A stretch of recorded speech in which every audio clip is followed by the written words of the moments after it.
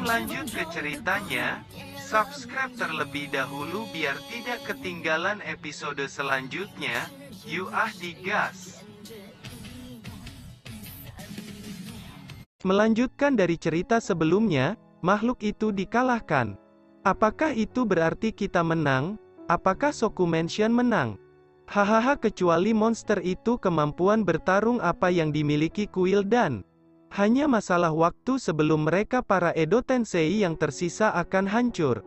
Jawab para prajurit pasukan perang Shokumension, musuh terkuat di mata mereka sudah dihilangkan. Saat ini semakin banyak Edo Tensei yang telah jatuh dan kekuatan kuil dan berkurang secara signifikan. Sekarang keluarga Warkap juga muncul. Jumlah prajurit yang dibawa oleh keluarga Warkap sudah cukup untuk mencegah kuil dan yang masih dengan keras kepala bertaruh. Pada saat ini mayat dari seluruh prajurit kuil dan hampir memenuhi tanah. Lingkaran di sekitar kuil dan penuh dengan barisan.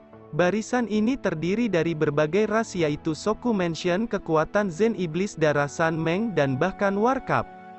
Mereka menempati keempat sisi. Hanya ada sedikit celah di tengah tangan untuk kuil dan dilihat dari atas lingkaran humanoid terbentuk benar-benar menutupi kuil dan pada saat ini semakin banyak murid kuil dan yang jatuh dan mati ke tanah. Jika dilihat dari pertempuran ini tampaknya akan segera berakhir. Hanya leluhur kuil dan yang masih tergantung di pusat lingkaran humanoid memegang mayat kuil dan dengan satu tangan. Dia juga tidak bisa menyembunyikan ekspresi wajahnya yang jelek ini. Para penetua kuil dan semuanya sudah mati saat ini. Ying Sui dan King Yin dan yang lainnya telah lama menghilang. Dalam pertempuran ini kekuatan apa yang digunakan kuil dan untuk mengubah air pasang? Cailin yang memeluk Xiaoyan saat ini merasakan sakit hati yang tidak bisa ditahan. Dia marah dan sangat marah. Cailin tidak memiliki kekuatan untuk melindungi Xiaoyan. Tetapi jika seseorang menyakiti Xiaoyan, Cailin tidak akan pernah melepaskannya. Kalimat mendominasi itu hanya dia dan Xiaoyan yang tahu. Hidup dan matinya adalah milik Cailin, dia dulunya adalah Ratu Medusa. Sekarang dia masih Ratu Medusa, temperamennya tidak akan berubah. Tidak peduli waktu, tidak peduli di mana dia berada. Bahkan di benua Dodi sekarang dia adalah wanita suci bagi keluarga Warkap. Metode rahasia yang hanya bisa diaktifkan Cailin membuat keluarga Warkap menjadi kuat.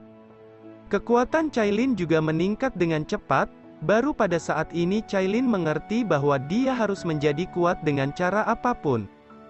Pada saat ini dengan operasi api surgawi Xiaoyan, cedera pada leher dan tubuhnya dengan cepat pulih.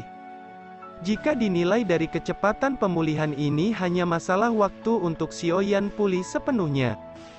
Di sisi lain Nan Erming yang dikendalikan oleh Raja Naga dia menoleh ke leluhur kuil dan tidak tahu jika orang di depannya merupakan Raja Naga generasi pertama.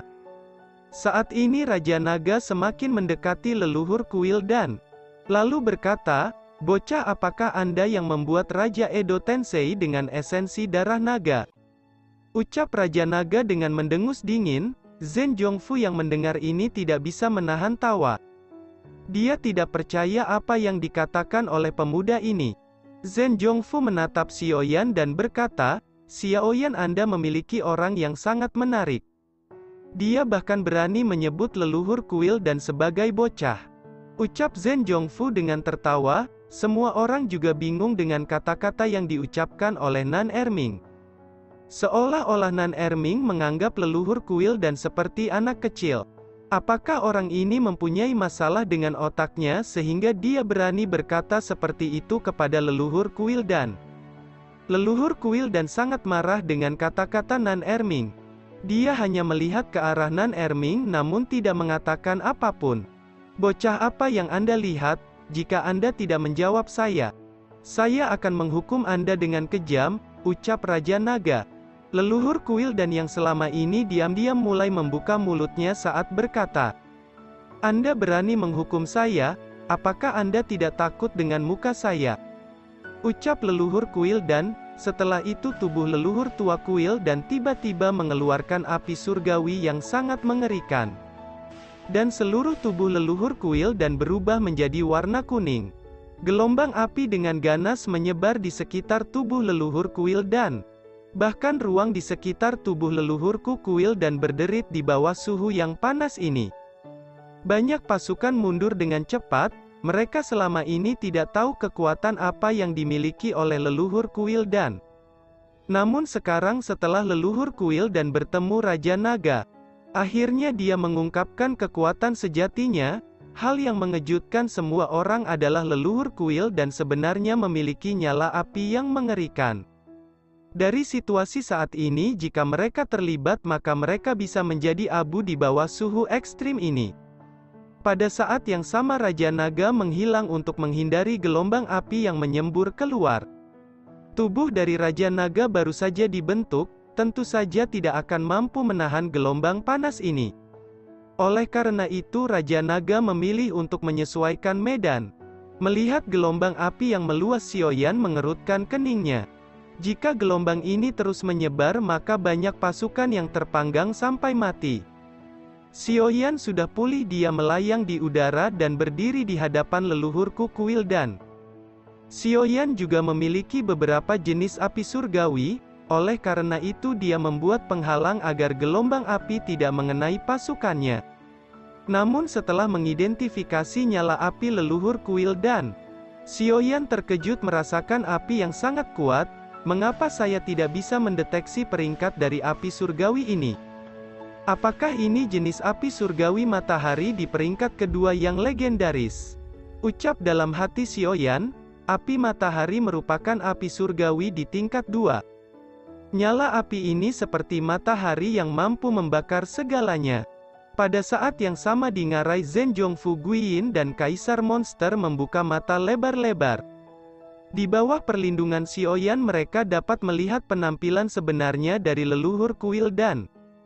Ini membuat mereka berkeringat dingin. Sebenarnya leluhur kuil dan merupakan api surgawi peringkat 2. Ucap Zhen Zhongfu dengan terkejut, di benua ini di antara 3 keajaiban api surgawi merupakan yang paling kuat.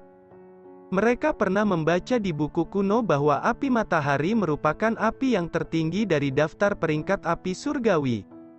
Api matahari memiliki spiritual tinggi dan bisa berwujud manusia.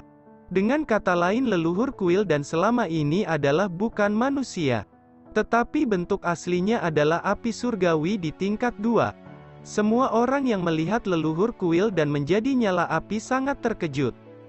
Bahkan sejak awal Xiaoyan gagal mengidentifikasi leluhur kuil dan sebenarnya api surgawi. Pada saat ini gelombang api terus melahap perisai yang dibentuk oleh Xiaoyan. Daerah yang dilindungi oleh Xiaoyan berangsur-angsur menyusut di bawah penindasan api matahari. Leluhur kuil dan tiba-tiba berubah menjadi Jingwu 7 warna. Dia mengepakkan sayap dan nyala api semakin melebar dengan cepat. Xiaoyan terkejut dengan kejadian ini. Bukankah burung Jingwu 7 warna ini pernah membaptis saya saat saya berada di Bahtera Dewa Agung? Gumam Xiaoyan. Setelah mengamati burung Jingwu ini Xiaoyan menggelengkan kepala. Memang benar burung Jingwu ini sangat mirip dengan saat itu. Tetapi Jingwu 7 warna yang membaptis Xiaoyan jauh lebih besar dari Jingwu ini. Apakah ini artinya ada 2 burung Jingwu 7 warna di benua ini? Mungkinkah burung Jingwu 7 warna yang menemui saya saat itu adalah api surgawi di peringkat pertama? Gumam Xiaoyan. Semua orang yang melihat ini merasa sangat putus asa. Banyak baju-baju dari pasukan mulai terbakar di bawah suhu yang sangat panas. Pada saat yang sama leluhur tua kuil dan yang berubah menjadi Jingwu 7 warna meludahkan bola api besar. Xiaoyan melihat ini sangat terkejut bagaimana mungkin dia bisa menahan serangan Jingwu 7 warna. Namun serangan yang dilepaskan oleh Jingwu 7 warna tiba-tiba dibungkus oleh nyala api yang kuat. Apa ini? Teriak Xiaoyan, saat menyaksikan kobaran api yang sangat kuat menghancurkan serangan Jingwu 7 warna. Leluhur kuil dan tiba-tiba berputar dan menghindari api yang besar ke arahnya. Suara raungan keras terdengar di atas langit, leluhur kuil dan yang berubah menjadi Jingwu 7 warna bergetar mendengar raungan ini. Apa yang Anda lakukan? Pergi dari sini dan jangan mencampuri urusan saya. Teriak leluhur kuil dan, ekspresi leluhur kuil dan sangat pucat. Bisa dilihat leluhur kuil dan sepertinya takut akan sesuatu. Setelah beberapa saat sesosok burung dengan warna indah melintas di udara.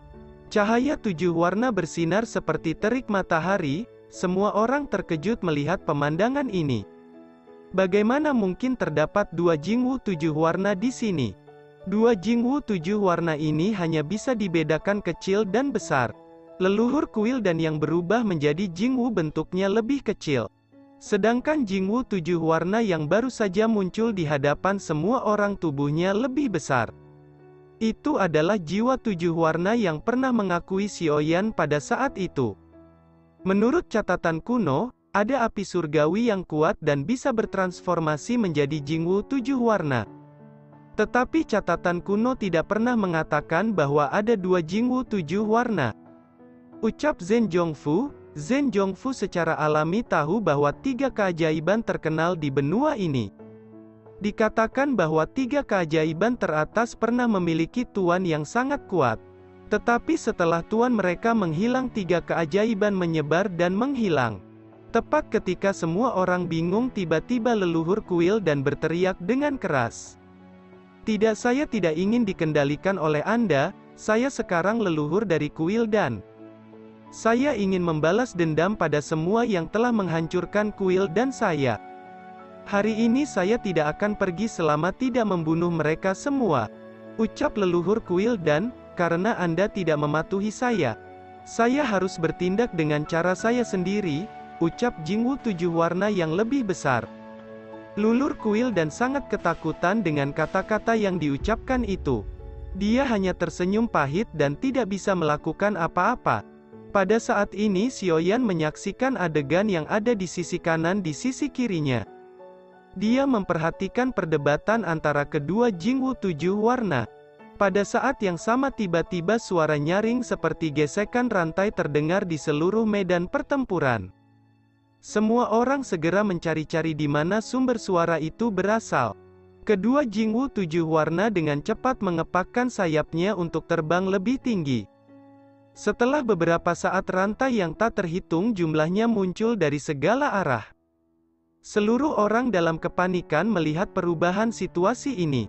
Pada saat yang sama Xiaoyan merasakan aura membunuh yang sangat kuat. Tentu saja Zhen Zhongfu dan semua orang yang berada di bintang 8 merasakannya. Aura membunuh ini sangat kuat bahkan leluhur kuil dan tidak sebanding dengan aura membunuh yang terpancar ini. Dalam sekejap mata, rantai hitam terjerat dan membentuk sangkar untuk menjebak seluruh pasukan di dalamnya. Setelah itu tawa dingin menggema di seluruh medan perang. Pada saat yang sama kabut hitam muncul di 4 arah dan mengungkapkan sosok yang samar. Guiyin dan Suetu terkejut pada saat ini, mereka sangat akrab dengan keempat siluet yang tertutup kabut hitam. Tidak ada yang tahu seberapa dalam organisasi pembunuh aliansi bayangan di kota Jucheng. Aliansi bayangan merupakan organisasi yang sangat kuat yang berada di benua ini. Identitas Guiyin diklaim sebagai pembunuh nomor 1 aliansi bayangan. Tetapi masih ada pemburu yang lebih kuat dari Guiyin di aliansi bayangan. Saat ini di antara 4 orang yang muncul, Guiyin melihat satu sosok yang paling dikenalnya. Guiyin juga takut dengan sosok itu. Mereka berempat dikenal sebagai 4 hantu legendaris dari aliansi bayangan.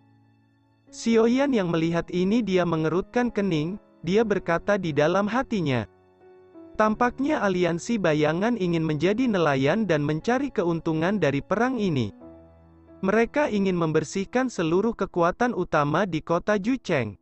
Kuil dan ini sebenarnya hanya digunakan sebagai umpan oleh aliansi bayangan. Aliansi bayangan tampaknya memperhitungkan dengan baik. Rantai hitam ini juga tidak sederhana, mereka memiliki serangan jiwa. Kali ini apakah aliansi bayangan juga menyatakan perang dengan Soku Mansion? Ucap Xiaoyan, aliansi bayangan memiliki fondasi yang kuat. Hanya anggota inti yang mengetahui keberadaan ini. Bahkan sampai detik ini saya tidak tahu wajah ketua aliansi bayangan. Ucap Guiyin, pertempuran kali ini di luar dari rencana mereka. Mereka tidak berpikir jika aliansi bayangan menyatakan perang dan menjebak mereka di dalam sangkar hitam. Xiaoyan memandangi keempat orang berjubah hitam, dia merasakan aura membunuh yang kuat terpancar dari keempat orang. Mereka saat ini memfokuskan perhatiannya kepada kedua Jingwu. Apakah mereka benar-benar ingin menangkap kedua Jingwu ini?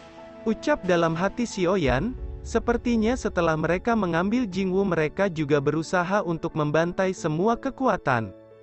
Memikirkan hal ini wajah Xiaoyan berangsur-angsur serius. Pada saat ini di atas sangkar hitam tiba-tiba muncul satu sosok selain 4 hantu legendaris.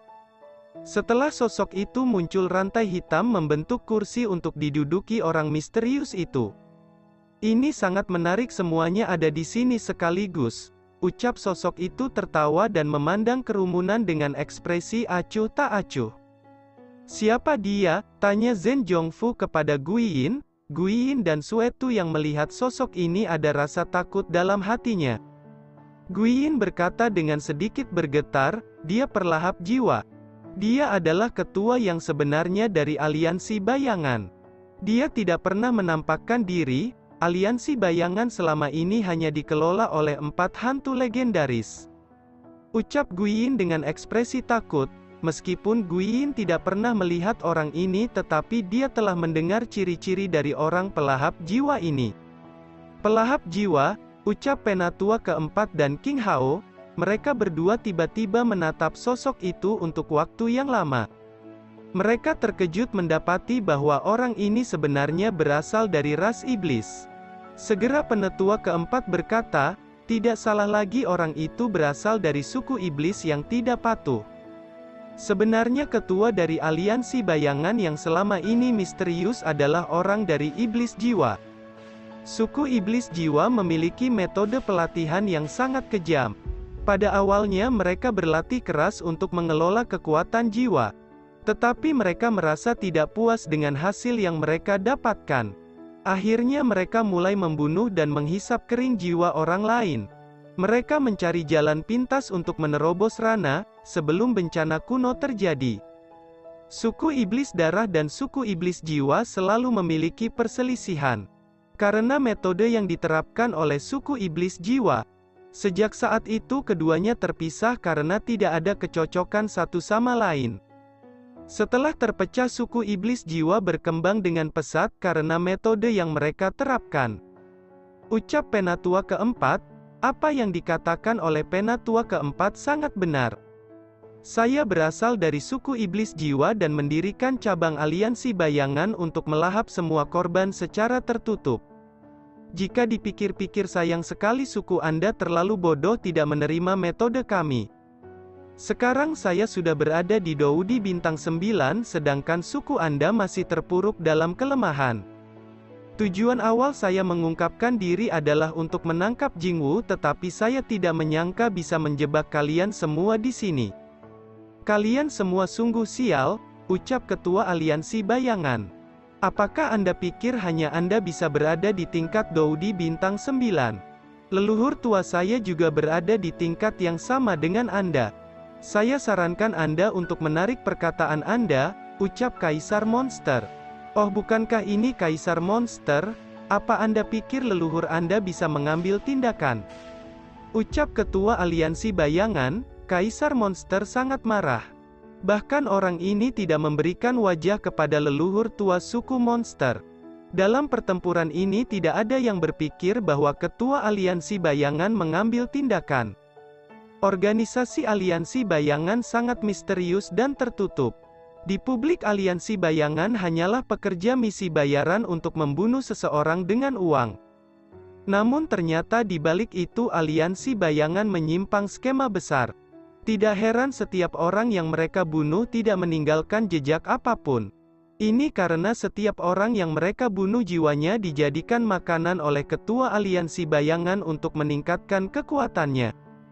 Sekarang Kaisar Monster mentransmisikan suara untuk memberitahu leluhur suku Monster. Mereka semua yang ada di sini bukanlah tandingan Ketua Aliansi Bayangan. Ketua Aliansi Bayangan saat ini mengabaikan mereka dan kembali memberikan perhatiannya kepada Jingwu. Dia berkata, "Jingwu, 7 warna Anda ke sini karena tuan yang Anda akui berada di sini, bukan? Jika saya membunuh semua orang yang ada di sini, maka Anda harus mengakui saya sebagai tuan Anda. Jika Anda mematuhi saya, maka kita bisa berkuasa di benua ini. Bahkan ketiga leluhur tua tidak akan bisa menyentuh saya," ucap Ketua Aliansi Bayangan. Setelah mengatakan itu, tiba-tiba ekspresi Ketua Aliansi Bayangan berubah dingin. Dia melihat ke arah timur saat merasakan sesuatu yang datang. Di tempat itu sebuah retakan spasial muncul di udara dan 3 sosok muncul dari celah spasial. Sosok itu adalah 3 leluhur Doudi bintang 9, leluhur yang berbaju putih merupakan leluhur dari ras manusia. Sedangkan yang berbaju merah berasal dari suku iblis darah. Yang terakhir adalah wanita cantik dengan wajah muda merupakan leluhur dari suku monster. Ketika ketiga leluhur ini datang, semua orang memandang dengan terkejut. Tiba-tiba suara serak terdengar dari kerumunan, "Siner, Anda adalah Siner," ucap Guiyin memanggil leluhur suku monster dengan nama Siner. Orang yang selama ini dia cari-cari adalah leluhur dari suku monster. "Saya tidak menyangka setelah ratusan tahun Anda masih terlihat sangat cantik. Sedangkan saya sudah menjadi daging busuk yang tidak bisa dikenali lagi. Saya tidak pantas mencintai Anda," ucap Guiyin meneteskan air mata. "Apakah dia Siner yang Anda cari?" ucap Zhen Zhongfu menoleh untuk melihat Guiyin yang tubuhnya bergetar saat melihat leluhur suku monster. Guiyin memandang Zhen Zhongfu dan dia mengangguk, "Anda telah melalui semua jenis kesulitan dan kebangkitan hanya untuk melihat kekasih Anda. Saya sangat mengagumi cinta yang Anda miliki untuk seseorang," ucap Zhen Zhongfu. Di sisi lain, ketiga leluhur memandang ke arah Ketua Aliansi Bayangan. Leluhur ras manusia menoleh kepada leluhur suku monster dan berkata, "Siner, apakah Anda mengenal orang ini?" ucap leluhur ras manusia kepada leluhur suku monster yang bernama Siner. Siner memandang Ketua Aliansi Bayangan dan menggelengkan kepalanya. "Saya belum pernah melihat orang ini," ucap Siner. Pada saat ini leluhur tua dari suku iblis darah tiba-tiba berkata, "Dia berasal dari suku sampah suku iblis jiwa," ucap leluhur tua dari suku iblis darah. Leluhur tua suku iblis darah sangat tidak senang dengan apa yang dilakukan oleh suku iblis jiwa. Oleh karena itu leluhur suku iblis darah berkata dengan kasar, "Bukankah ini senior Qin Hao? Dalam hal senioritas saya harus memanggil Anda leluhur kan?" ucap Ketua Aliansi Bayangan memandang leluhur suku iblis darah yang bernama Qin Hao dengan tersenyum, dan film pun berakhir. Terima kasih udah dengerin Mimin sampai akhir, sampai jumpa.